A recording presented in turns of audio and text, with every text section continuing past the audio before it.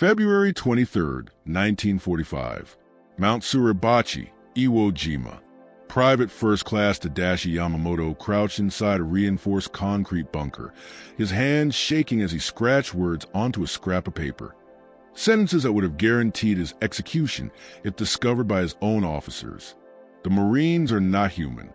They do not die like other men. Everything we were taught about American weakness was a lie. He peered through the narrow firing slit, still tried to process what he had just witnessed, something that shattered every belief drilled into him during training. 6 Marines had charged his position through relentless machine gun fire. 3 were cut down, yet the remaining men kept coming. When Yamamoto's comrades hurled grenades, one Marine threw himself onto blast to shield his squad, then rose and continued fighting despite catastrophic wounds, finally collapsing only when his body could no longer support the weapon in his hands. Within minutes, the survivors overran the bunker. More than 21,000 Japanese defenders occupied Iwo Jima, entrenched in over 18 kilometers of tunnels and fortifications. They had been assured they would face off American troops who would crumble under pressure. Instead, they encountered an enemy that would dismantle every military assessment the Imperial Japanese Army had ever made. The consequences of that miscalculation were not recorded in strategy rooms, but written in the savage reality of close-quarters combat, a reality that would leave more than 26,000 Marines as casualties in just 36 days. The collapse of Japanese confidence had begun long before Iwo Jima. August 7, 1942. Guadalcanal, Solomon Islands. Corporal Hideo Takahashi, a veteran of the China campaign where Japanese forces had seemed unstoppable, recorded his thoughts in a diary after the first week of fighting. The Americans who landed here are unlike any enemy we have faced. They do not retreat when surrounded. They do not surrender when their situation becomes hopeless. Most unsettling of all, they fight at night as if darkness strengthens them instead of terrifying them. Guadalcanal marked Japan's first defensive battle in the Pacific, and the Imperial Army anticipated a swift victory over inexperienced American forces. The 1st Marine Division that came ashore numbered just over 16,000 men.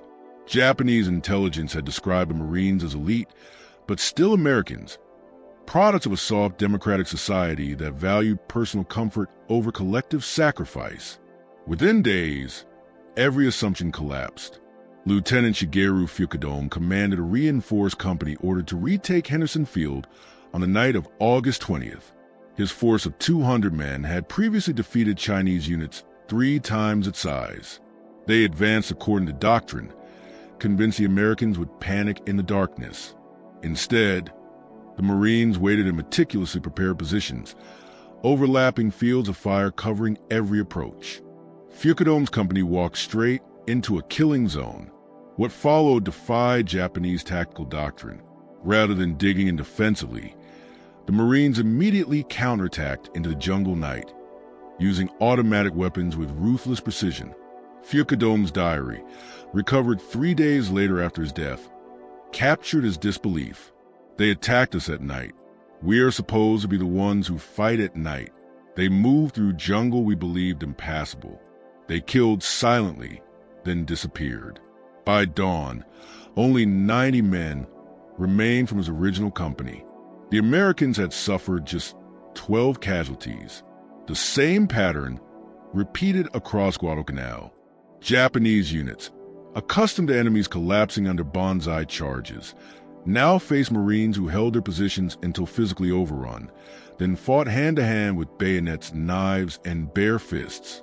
Sergeant Kenji Matsumoto, who survived 4 months on Guadalcanal before evacuation, wrote in a letter later intercepted by American intelligence, "We were taught Americans are individualistic, that they will not die for one another. This is false. I watched the Marine machine gunner keep firing after both legs were shattered until our infantry killed him at arm's length. His assistant immediately took over the weapon and continued firing. We lost 40 men to that single position. The training that produced such soldiers deeply unsettled Japanese military analysts. Private Yamamoto, who would later confront Marines on Iwo Jima, first learned of them during intelligence briefings in 1943. The instructor, a staff officer who had personally interrogated captured Marines, appeared visibly shaken. American Marines endure training that would be considered criminal abuse in any civilized army, he explained. They are broken mentally and physically, then rebuilt into something barely recognizable as the civilians who arrived. They are taught that death in battle is honorable, that surrender is unacceptable, that they must fight until physically incapable. This sounded familiar. Yes, the Marines had adopted elements of Bushido, but they had added something Japan had not anticipated: American industrial power. The combination was devastating. Japanese soldiers raised under Bushido expected death before dishonor, yet they fought with weapons increasingly inferior to American firepower. Marines endured training nearly as severe, producing warriors just as willing to die, but they landed backed by overwhelming industrial strength that rendered Japanese positions untenable. November 20th, 1943, Tarawa Atoll. Rear Admiral Keiji Shibasaki commanded 4,500 defenders behind fortifications believed to be impregnable. The 2nd Marine Division proved him wrong in 76 hours. Private First Class Tadashi Ogawa, one of only 17 Japanese survivors, later described what he saw. The first wave was slaughtered in the water. We killed hundreds. More landing craft came. The second wave died on the beach. More followed. The third wave reached our positions with flamethrowers. They did not stop until we were dead, or they were. The numbers were merciless. Nearly 6,400 men died on Tarawa in just over 3 days. The surviving Marines had proven they would seize any objective, regardless of cost. Documents captured on Saipan in 1944 revealed Japanese intelligence reports describing Marines as shock troops displaying fanatical devotion to objectives. Marines refuse orders to retreat and will counterattack even when tactically disadvantaged. Casualties inflicted do not reduce unit effectiveness until the unit is completely destroyed. This assessment emerged from systematic analysis. Captain Yoshio Kobayashi, a Guadalcanal survivor, provided detailed comparisons. American Army infantry tactics are sound and methodical. The Marines operate in another manner entirely. They advance with relentless aggression, regardless of losses. They accept casualty rates that would force any rational commander to suspend an attack. This was without precedent. The velocity of Marine operations proved just as destructive as their firepower. Lieutenant Colonel Kunio Nakagawa, commanding forces on Peleliu, constructed his defensive plans around previous campaigns in which American units paused after amphibious landings to consolidate. The Marines never paused. They landed on September 15th at 8:30, and by nightfall, they controlled half the airfield.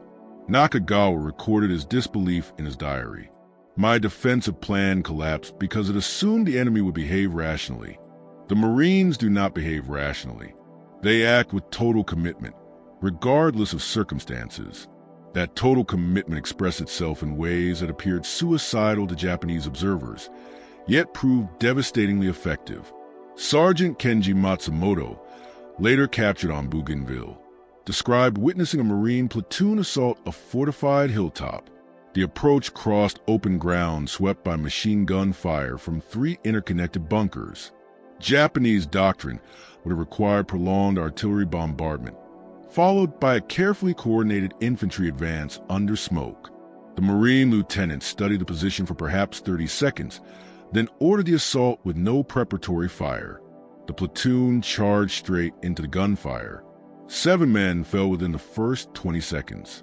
The survivors reached the first bunker and destroyed it with grenades and demolition charges. 3 more fell, assaulting the second position. The remaining Marines overran it. The third bunker was taken by the last 5 men still standing. Out of 37 Marines, 12 became casualties to seize a position Japanese commanders considered impregnable. The entire action lasted 4 minutes from the initial order to completion. This was not reckless bravery. It was a calculated application of acceptable losses to seize objectives faster than the enemy could react. The concept of acceptable casualties horrified Japanese officers trained to value the lives of their soldiers within the broader framework of achieving victory. Marines treated casualties as a measurable cost of success and paid that cost without hesitation when the objective justified it. This produced a psychological advantage that extended beyond material superiority. Japanese commanders, knowing Marines would accept losses approaching 50% to take a position, faced only impossible choices: defend with insufficient force and lose a position, defend with adequate force and weaken surrounding defenses, withdraw and surrender key terrain. Every option led to defeat. The only uncertainty was timing. Major Yoshitaka Hori, a senior staff officer on Iwo Jima, who survived the battle, analyzed this dilemma during post-war interrogations. General Kurabayashi understood we could not stop the Marines. Our defenses were designed to delay them and inflict maximum casualties. We succeeded at inflicting casualties. Over 20,000 Marines were killed or wounded in 36 days. That level of loss would have ended offensive operations for any other army. The Marines reinforced and continued attacking with no reduction in intensity. Japanese planners had calculated that inflicting 10,000 casualties would halt Marine advances for at least a week. The Marines suffered 10,000 casualties in the first week, and their advance never slowed. This exposed a fundamental imbalance. American forces could replace losses faster than Japan ever could. The United States had dozens of Marine divisions either deployed across the Pacific or training stateside. Japan had only the fixed garrisons assigned to each island. Arithmetic alone guaranteed defeat. That arithmetic extended beyond manpower. Marines landed with logistical systems that enabled sustained combat at intensities Japanese forces could not approach. Second Lieutenant Toshio Yamamoto, captured on Saipan, observed the contrast firsthand during a nighttime reconnaissance. 3 days after their landing, I led a patrol to observe American positions. We expected exhausted troops with limited supplies, as our own forces would have been after 3 days of continuous fighting on a contested beachhead. Instead, we found Marines eating hot meals, receiving ammunition resupplied by truck, with medical tents treating wounded and rest areas rotating units off the line. Their supply dumps contained more ammunition than his entire regiment possessed. Mobile field kitchens prepared fresh food. Portable showers and laundry units operated behind the lines. They were engaged in the fiercest battles of the Pacific War, while living better than Japanese soldiers stationed in permanent garrisons. This reality made defeat inevitable. The Marines would never exhaust their food, ammunition, medicine, or replacements. Japanese forces would. American logistics created a form of attritional warfare that favored Marines even when their initial losses were higher. Japanese defenders fought from static positions with finite supplies and no reinforcements. Every casualty was permanent. Every round of ammunition expended was irreplaceable. Marines fought from expanding beachheads supplied daily by ship and aircraft. Casualties were evacuated and replaced. Ammunition stocks were effectively limitless. As battles dragged on, Japanese defenders grew weaker while Marine forces grew stronger. This imbalance proved decisive on Peleliu, where Colonel Nakagawa's defense held from September 15th until November 27th. The 1st Marine Division suffered such severe losses that it was withdrawn and replaced by elements of the 81st Infantry Division in October. A 2nd Marine Division continued the assault until Army units relieved them. A battle Japanese planners expected to last 1 week dragged on for 11. Japanese defenders inflicted more than 10,000 American casualties, yet the Americans absorbed those losses and continued advancing. Japan could not afford to defend every island at such cost. The arithmetic simply did not work. By mid-1944, this reality had become undeniable to Japanese high command. Intelligence summaries distributed to island garrisons acknowledged that Marines could not be stopped, only delayed. One document captured on Tinian offered guidance that reflected the complete abandonment of hope for victory. When defending against Marine assault, do not expect to hold positions indefinitely. The purpose is to delay the American advance long enough to support other strategic objectives. Every day of resistance has value. Every Marine killed or wounded has value. But understand clearly that the position will eventually fall. Prepare for this reality. Stock defenses with the maximum possible ammunition. Construct redundant positions. Plan withdrawals in stages. Accept that death in defense is likely. Your sacrifice buys time for the Empire. There's honor in this sacrifice, even without victory. This grim arithmetic defined Japanese defensive doctrine during the final year of the Pacific War. Defenders no longer fought to win battles. They fought to make those battles so costly that the Americans might hesitate, negotiate, or delay an invasion of Japan itself. The Marines, by accepting casualty levels that would have forced any other army to halt, rendered the strategy ineffective. They paid the demanded price and kept advancing. No cost was excessive. No position was unassailable. The offensive never paused. Private Tadashi Gawa, one of the few survivors of Tarawa, later described the psychological toll of facing such an enemy. After the first day, we understood we would lose. The Marines landed in overwhelming strength. Their naval guns destroyed our fortifications. Their aircraft bombed us without pause. Still, we believe we can inflict losses so severe they would reconsider future landings. Then we watched them continue attacking despite appalling casualties. They advanced through machine gun fire that killed dozens. More Marines followed behind them. We killed those as well. More came. We fought for 3 days with total commitment. We inflicted thousands of casualties. We died almost to the last man, and the Marines took Tarawa according to schedule. They paid the price we demanded and continued their advance across the Pacific. That was the moment we understood the war was already lost. An enemy willing to pay any price for victory cannot be defeated by making victory expensive. This realization spread through the Japanese military as survivors carried their experiences from one battlefield to the next. By the time Marines landed on Iwo Jima in February 1945, every Japanese defender knew they faced the most relentless enemy in the Pacific. They knew they would die. They knew the Marines would seize the island. The only uncertainty was how many Marines would die alongside them. General Kurabayashi's defensive plan accepted these truths and built strategy around them, and his orders acknowledged what official propaganda refused to admit. We cannot win this battle. We can only make the Americans bleed for every meter of ground. That is our mission. Accept death, inflict casualties, delay their advance. This is how we serve the Empire in its darkest hour. This assessment proved accurate again and again. February 19, 1945, D-Day on Iwo Jima offered the most comprehensive Japanese analysis of Marine capabilities. General Tadamaki Kurabayashi, arguably the most capable defensive commander Japan deployed in the Pacific, spent months studying Marine tactics and designing defenses specifically to counter them. His preparations were exceptional. Yet even before Kurabayashi's theories were tested, Marine raiders had already demonstrated capabilities that exceeded conventional excellence.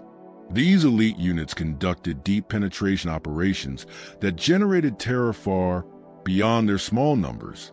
Japanese forces learned that the raiders operated in darkness with devastating efficiency. Colonel Kono Ichiki discovered this at fatal cost on Guadalcanal in August 1942. His force of 900 men had defeated Chinese troops through aggressive night attacks. Japanese doctrine held that Americans feared darkness. Ichiki planned a textbook night assault against Marine positions along the Tenaru River. Raiders from the 1st Marine Raider Battalion lay waiting in prepared positions. Ichiki's troops waded into the river at 0130 hours on August 21st. The raiders opened fire at point-blank range with automatic weapons, supported by pre-registered artillery. The engagement lasted 20 minutes. Japanese casualties exceeded 700 killed. Marine casualties totaled 35. The raiders were later disbanded and absorbed into regular Marine divisions in 1944, but their methods spread throughout the Corps. By then, Standard Marine infantry units employed techniques pioneered by the raiders. Night patrols probed constantly. Small units operated with independent decision-making. Communications allowed coordination at a level Japanese forces could not match. The result was an enemy that fought 24 hours a day with an intensity Japanese soldiers could not sustain. Corporal Hideo Takahashi, who fought on 3 islands before his capture on Okinawa, summarized the experience. The Marines never stopped. Daytime assaults with overwhelming firepower. Night attacks by small units infiltrating our positions. Constant artillery fire that denied us rest. Air attacks throughout daylight hours. From landing to defeat, we were under pressure without relief. Japanese forces traditionally control the night and use it to rest and reorganize after daytime combat. Against the Marines, there was no rest. There was no safe time. There was only continuous fighting until death or capture. This was industrial warfare applied without mercy. The industrial dimension of Marine operations both fascinated and terrified Japanese analysts. Unlike Japanese forces, which relied on spirit and individual sacrifice to compensate for material shortages, the Marines applied maximum force to every problem in a systematic way. When confronted with a fortified position, they did not depend on bravery or clever maneuver. They identified the target, summoned artillery to saturate it with hundreds of shells, advanced tanks equipped with flamethrowers to burn out survivors, and then sent infantry forward to secure the ground. If resistance persisted, naval gunfire from destroyers or battleships erased the entire area. The efficiency of this methodical destruction was horrifying. Second Lieutenant Saburo Endo, an artillery forward observer on Saipan, observed Marine combined arms tactics during the June 1944 invasion. His diary recorded meticulous detail. The Marines landed under covering fire from warships that fired continuously for 3 hours before the first landing craft reached the beach. Aircraft bombed our positions relentlessly for 2 hours before the landing. When the Marines finally came ashore, every movement they made was supported by tanks, artillery, naval gunfire, and air strikes. They advanced slowly and deliberately, annihilating everything in their path. When we managed to halt them and prepare defensive positions, they simply called in battleship fire that literally erased entire hills from the landscape. They did not attempt to overcome our defenses through bravery or ingenuity. They applied overwhelming force to eliminate the position, then moved forward. This was not warfare as we understood it. This was industrial destruction applied methodically until resistance became impossible. We fought with rifles and light machine guns. They fought with the full resources of an industrial nation. Endo's observations captured what many Japanese soldiers realized too late. The Pacific War was never a contest of warrior spirit or tactical brilliance. It was a confrontation between Imperial Japan's limited industrial capacity and America's overwhelming ability to produce and sustain war. The Marines were the spear point of that capacity. Soldiers trained to exploit American advantages without hesitation, accepting casualties that leveraged superior numbers, firepower, and replacements. Against such an enemy, Japanese courage and battlefield skill were irrelevant. The outcome was determined by mathematics from the beginning. Only the duration and the cost remained uncertain. Kuribayashi banned the Banzai charges that had squandered Japanese lives in earlier battles. Instead, he constructed a defense in depth designed to funnel Marines into overlapping killing zones covered by multiple bunkers. He positioned artillery to deliver devastating fire onto the landing beaches. He oversaw the construction of 11 miles of tunnels linking more than 1,500 cave positions. Every avenue of approach was pre-registered for mortar and artillery fire. The beach itself was transformed into a death trap. 3 Marine divisions, nearly 70,000 men, landed on Iwo Jima on February 19th. Kuribayashi's defenses functioned exactly as intended. Naval bombardment barely damaged the underground fortifications. Marines landed in orderly waves and immediately suffered catastrophic casualties. Within minutes, the black volcanic sand was littered with dead and wounded. Japanese artillery observers called down perfectly coordinated fire. For a moment, the assault appeared to be failing. Then something happened that Kurobayashi had not anticipated, though previous battles should have warned him. The Marines did not withdraw to reorganize. They advanced directly into the artillery fire. They discovered the gaps between Japanese strongpoints and exploited them relentlessly.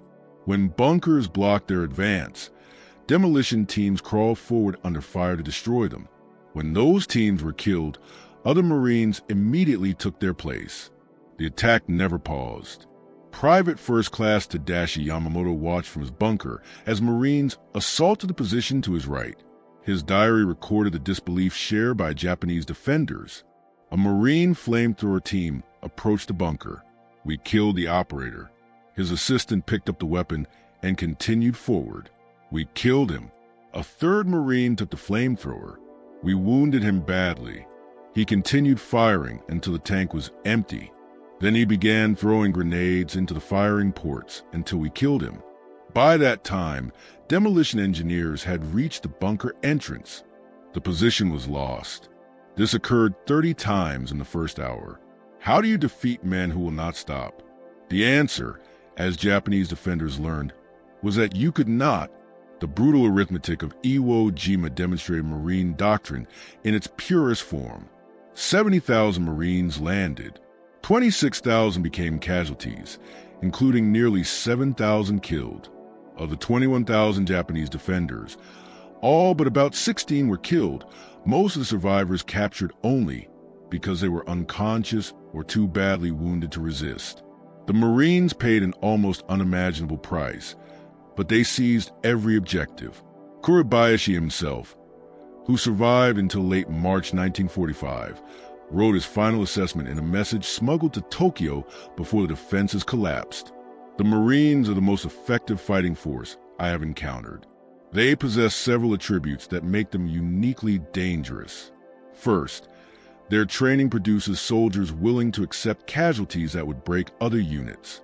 Second, their firepower exceeds ours by 5 to 1 in artillery and 10 to 1 in air support. Third, their junior leaders make decisions at the squad level that our officers reserve for company commanders, allowing them to exploit opportunities faster than we can react. Fourth, and most critical, they never stop attacking. No defense can survive this combination indefinitely. This final observation terrified Japanese defenders throughout the Pacific.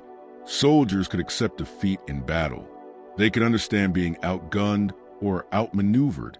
What they could not comprehend was an enemy that simply refused to stop, regardless of losses.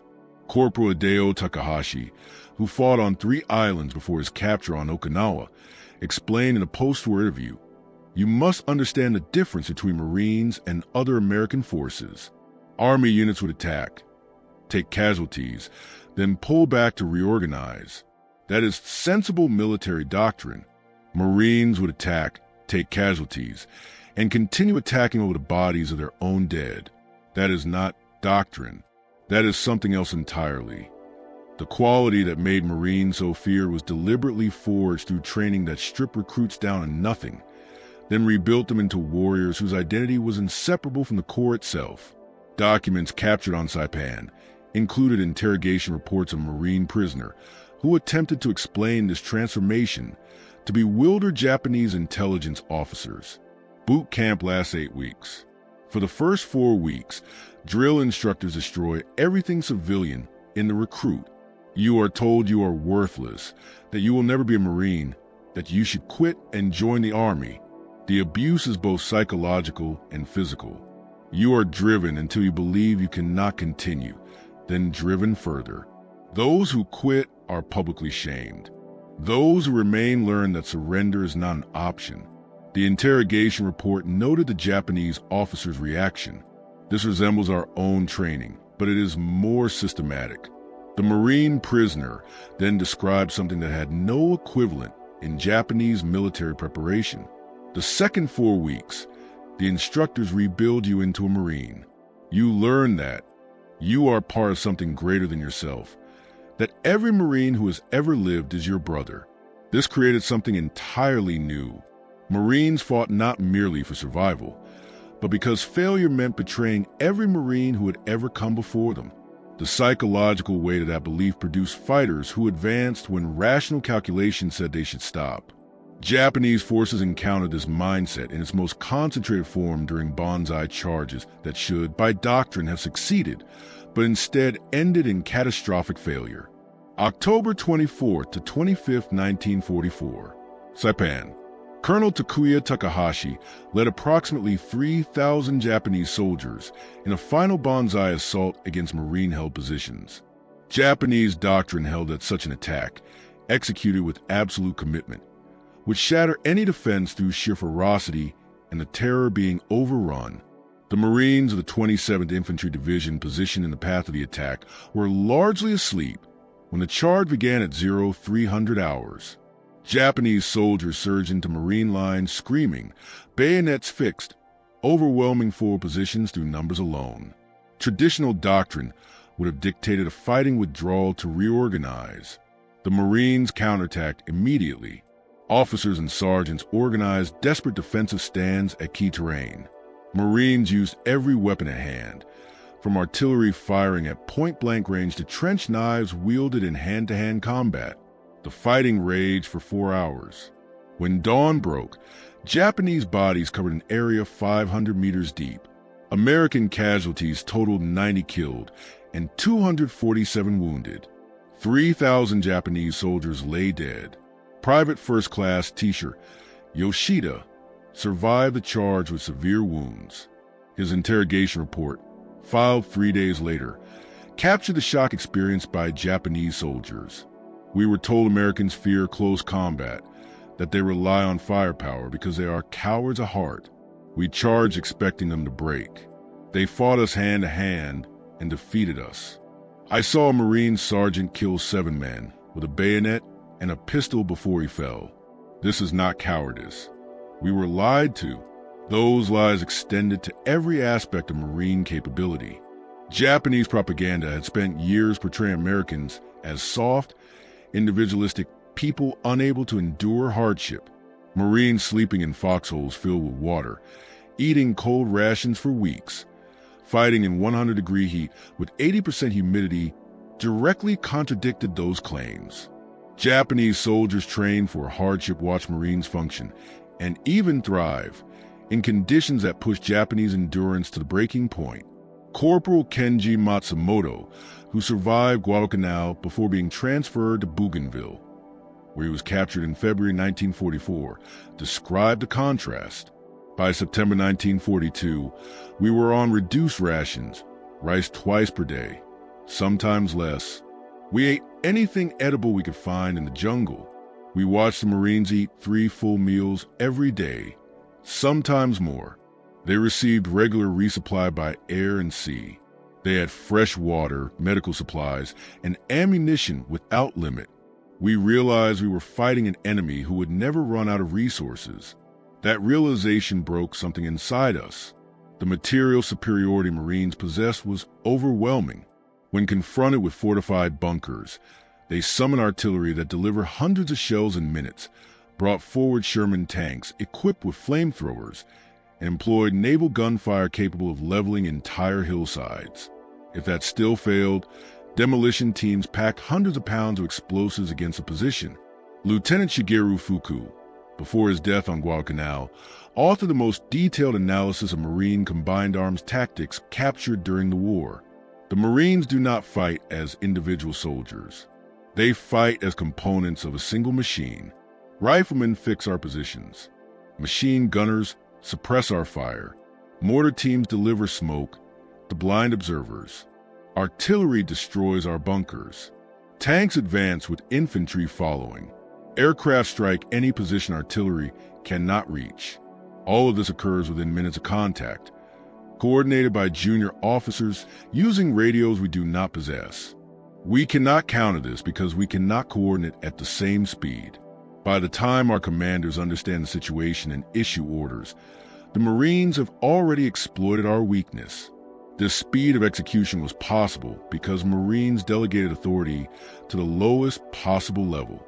Sergeants made decisions Japanese doctrine reserved for captains. Corporals led assaults that required lieutenants' approval in the Imperial Japanese Army. The result was an enemy that adapted faster than Japanese forces could respond. When a bunker halted a Marine advance, a sergeant would instantly redirect the attack through another approach while simultaneously calling and supporting fire, all without waiting for orders from higher command. Japanese defenders often found themselves engaged from unexpected directions because Marines identified and exploited vulnerabilities before Japanese commanders even realized they existed. The most feared Marine weapon was not the rifle or artillery. It was a flamethrower. Japanese soldiers trained to die honorably in battle discovered that flamethrowers offered no honorable death. Corporal Hideo Takahashi, captured on Okinawa with burns covering 40% of his body, described the psychological impact. We were taught to accept death in battle as glorious, by bullet, bayonet, or shell. These are warriors' deaths. Fire is different. You watch the flames approach. You smell comrades burning alive. You hear the screaming. There is no glory in this death. It is industrial slaughter. This was what the Marines understood, and Japanese forces did not. Modern war left no place for glory. It was about killing the enemy as efficiently as possible using the most effective tools available. That realization came too late for most Japanese defenders. By 1944, every Japanese soldier in the Pacific understood that facing Marines meant confronting the most lethal combination of training, equipment, and doctrine the United States possessed. Intelligence reports distributed to garrison forces described Marines with a mixture of respect and dread that bordered on superstition. One document captured on Tinian in July 1944 provided detailed guidance on defending against Marine assaults. The report acknowledged several facts that contradicted years of Japanese propaganda. First, Marines are physically larger and stronger than Japanese soldiers on average due to superior nutrition from childhood. Second, Marines receive more ammunition, better weapons, and more reliable equipment than Imperial Japanese Army troops.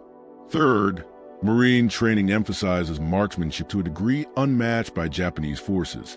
The average Marine rifleman can accurately hit targets at ranges where our soldiers cannot. Fourth, Marines operate with air and naval support that we cannot equal or counter. Fifth, and most critical, Marines are trained to believe surrender is unacceptable. They will fight to death or to victory. There is no third option. The report then offered tactical guidance that revealed how completely Japanese confidence had collapsed. When facing Marines, do not expect them to retreat. Do not assume casualties will degrade their morale. Do not believe numerical superiority provides advantage, as Marine firepower negates numbers. Do not conduct Banzai charges unless no alternative exists, as Marines will annihilate charging troops with automatic weapons and artillery. Do not expect them to fear nighttime attacks, as they fight effectively in darkness. The only viable defense is a system of prepared positions protected by interlocking fields of fire, with multiple fallback positions planned in advance, and with the understanding that the position will ultimately fall. The objective is not to stop the Marines, but to inflict the maximum number of casualties before being overrun. This doctrine acknowledged reality but offered no path to victory. General Tadamaki Kurabayashi, preparing Iwo Jima's defenses in early 1945, understood this perfectly. He wrote to his wife in January, 1 month before the invasion, "I am ordered to defend Iwo Jima against American Marines. This is a mathematical problem with only one solution. The Marines will land with 70,000 men. They will have complete control of sea and air. They will bring unlimited ammunition and supplies. They will attack until Iwo Jima falls. My mission is not to defeat them. That is impossible. My mission is to make them pay such a terrible price that the Americans will reconsider invading the home islands. Every day I keep them fighting is a day the Empire gains to prepare. Every Marine killed is one fewer enemy in the final battle." Kurabayashi's strategy reflected the evolution of Japanese defensive doctrine from confident aggression to desperate attrition. The Marines who landed on Iwo Jima on February 19 faced defenses designed not to repel them, but to bleed them in ways believed capable of destroying American resolve. Every bunker required a direct assault. Every cave entrance was covered by multiple firing points. Every meter of ground cost lives to take. The strategy failed because it misunderstood Marine culture. High casualties did not weaken Marine morale. They intensified it. Every fallen Marine demanded vengeance. Every day of brutal combat hardened the survivors' determination. The worse the fighting became, the harder the Marines fought. This was incomprehensible to Japanese military thinking, which assumed that even the most fanatical troops eventually reached a breaking point. Private First Class Tadashi Yamamoto, who survived until March 10th before dying in his bunker, wrote his final diary entry the night before his death. Tomorrow the Marines will reach this position. We have killed hundreds of them in the past 3 weeks. More arrive every day. They do not weaken. They do not slow. They do not stop. I believed our spirit was stronger than American materialism. I was wrong. The Marines possess both spirit and material. They have courage equal to ours, combined with weapons and supplies we cannot match. They are what we claim to be. We are what we claimed they were. This is the truth we died knowing. His bunker was destroyed the following morning by a Marine demolition team after a 6-hour battle that killed all 11 defenders and wounded 3 Marines. The position delayed the Marine advance by exactly 40 minutes before being bypassed by other units that continued forward while combat engineers reduced the bunker.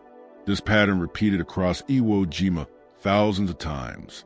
Japanese defenders fought with desperate courage, inflicted horrific casualties, and achieved nothing beyond their own deaths. The campaign ended on March 26. The final statistics told the story of what occurred when Marines assaulted the strongest defenses Japan could construct. 21,000 Japanese defenders died. 16 were captured, most because they were unconscious or physically incapable of resistance. The Marines suffered 26,000 casualties out of 70,000 committed, nearly 40%. Any other military force would have required months or years to recover. The 3rd, 4th, and 5th Marine Divisions returned to combat within 6 weeks. This capacity to absorb casualties and continue fighting became the defining characteristic that most terrified Japanese defenders. Corporal Kenji Matsumoto, imprisoned in Hawaii after his capture, explained in a 1946 interview what Japanese soldiers felt when facing Marines. The worst part was knowing they would never stop. You could kill half a Marine unit, and the survivors would keep attacking. You could wound their officers and sergeants would assume command. You could fight them to exhaustion, and they would attack again the next day. There was no way to win. You could only kill them until they killed you. That is not war. That is mutual annihilation. And the Marines had more men than we did. The American industrial capacity that produced endless waves of replacement Marines astonished Japanese planners. Intelligence reports from late 1944 noted that Marine divisions suffered 75% casualties on Peleliu in September, then returned to full strength within 3 months. Those replacements landed on Iwo Jima in February and fought with the same effectiveness as veterans. This ability to regenerate shattered units was beyond Japanese capability. The Imperial Japanese Army possessed no comparable training system, no replacement pipeline capable of maintaining unit quality while absorbing catastrophic losses. American efficiency extended into every aspect of Marine operations. Wounded Marines received medical attention within minutes of being hit. Casualty evacuation by air and sea moved injured men from battlefield to hospital ship within hours. Blood plasma, antibiotics, and surgical care that saved lives once considered lost. Lives at rates unprecedented in military history. Japanese wounded often died from the absence of medical supplies, from infections, from injuries that American medicine routinely treated. Captured Japanese soldiers watched Marines who should have died from wounds that would have been fatal to Japanese troops instead recover and return to combat. The final humiliation came after Japan's surrender in August 1945. Marines occupied the home islands expecting resistance from a population indoctrinated to die rather than submit. Instead, they encountered an exhausted people, relieved that the war had ended. Private First Class Teacher Yoshida repatriated in late 1946 after recovering from wounds sustained on Saipan, described his return home. Everything we were told was lies. The Marines did not torture prisoners. They gave us food, medical care, shelter. They treated us better than our own officers ever had. The Americans were not barbarians. We were the barbarians. This realization shattered what little faith remained in empire. Thousands of former Japanese soldiers reached similar conclusions. Post-war interrogation reports reveal consistent themes: respect for Marine fighting qualities, anger toward Japanese leadership that had lied about American capabilities, and the recognition that the war had been hopeless from the beginning because Japan could not match American industrial power or the combat effectiveness of troops like the Marines. The most comprehensive assessment came from General Tadamaki Kurabayashi's final message from Iwo Jima, transmitted through a failing radio on March 21st, 5 days before the island fell. He wrote, "I have fought the Marines for 31 days. They are the finest soldiers I have encountered. Their training is superior. Their equipment is overwhelming. Their courage equals ours. And their numbers are endless. Japan cannot defeat such an enemy. We can only die fighting them and hope our sacrifice buys time for negotiations that preserve something of our nation." To the officers preparing to defend the home islands, understand this. The Marines will come. You cannot stop them. You can only make them pay in blood for every meter of ground. Perhaps if the price is high enough, they will negotiate rather than destroy everything. That is our only hope. That hope died with the atomic bombs in August. But Kurabayashi's assessment of the Marines proved accurate. They were the tip of the spear that shattered Japanese defenses across the Pacific. They paid a terrible price, with casualty rates that would have destroyed lesser organizations. Yet they never broke, never retreated, never surrendered an objective. They were exactly what Japanese propaganda claimed the Imperial Japanese Army to be: invincible warriors who fought to the death rather than accept defeat. The final irony was that the Marines achieved this not through mystical warrior spirit or racial superiority, but through systematic training combined with overwhelming material support. They demonstrated that modern warfare demanded both courage and industry, both discipline and technology, both individual sacrifice and national resources. Japan possessed courage and training. America possessed everything. The Marines embodied that totality in a way no other American formation did. Japanese veterans understood this distinction. Corporal Hideo Takahashi, interviewed in 1975 as an elderly man, summarized what his generation learned fighting Marines. "We were taught that spirit conquers material, that our willingness to die made us invincible. The Marines taught us that spirit plus material conquers spirit alone. They were as willing to die as we were. But they had Sherman tanks, naval gunfire, unlimited ammunition, air supremacy, medical care, food, and the full resources of America behind them. We had rifles, courage, and promises of victory. That was not enough. It was never going to be enough." The historical record supports this conclusion. Marines fought in every major Pacific campaign from Guadalcanal in August 1942 to Okinawa in June 1945. They suffered 86,000 casualties, including more than 19,000 killed. Yet they never failed to take an objective, never abandoned ground once captured, never gave Japanese forces reason to believe they could be defeated through superior tactics or fighting spirit alone. The price was horrific. The results were absolute. Japanese military analysts studying Marine operations after the war reached unanimous conclusions. The Marines represented the ultimate expression of American military power. They combined a warrior ethos comparable to Bushido with industrial resources unmatched in human history. They trained soldiers willing to die for victory and then gave those soldiers the weapons, logistics, and support that made victory inevitable. This combination could not be defeated. These lessons came too late for the 21,000 Japanese soldiers who faced Marines on Iwo Jima. the 30,000 who fought them on Okinawa, or the hundreds of thousands preparing to meet them on the home islands before surrender ended the war. Those men knew only that the Marines were the enemy they feared most, the enemy their officers could not stop, the enemy who would keep coming regardless of losses, until every defender was dead. Private First Class Tadashi Yamamoto's final diary entry, written hours before his death in a bunker on Iwo Jima, captured that understanding. The Marines will win not because they are braver than we are, not because they desire victory more than we do. They will win because their nation gives them everything required to win, and they will use those resources without mercy until we are all dead. This is the truth our leaders should have told us. We are samurai fighting with swords against men with machine guns who also possess the spirit of samurai. There was never any hope. There was only death. His bunker fell the next day. The Marines who cleared it recovered his diary and forwarded it to intelligence officers, who translated it and filed among thousands of similar documents. The words capture a truth learned through blood by Japanese soldiers across the Pacific. Fighting the Marines was not like fighting other American forces. It was not like fighting the British, the Chinese, or any other enemy. It meant facing an opponent who combined everything Japan claimed to possess with everything Japan lacked.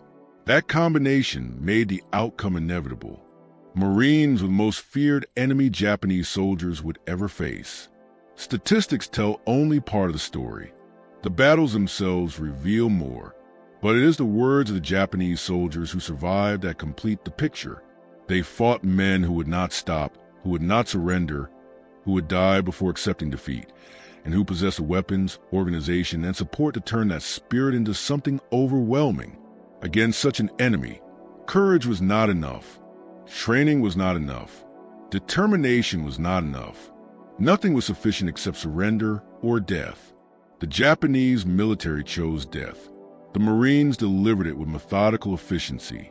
That is why Japanese soldiers feared fighting the Marines more than any other force. When Marines said they would take an objective, they took it. When they said they would accept any cost, they paid it. They never stopped.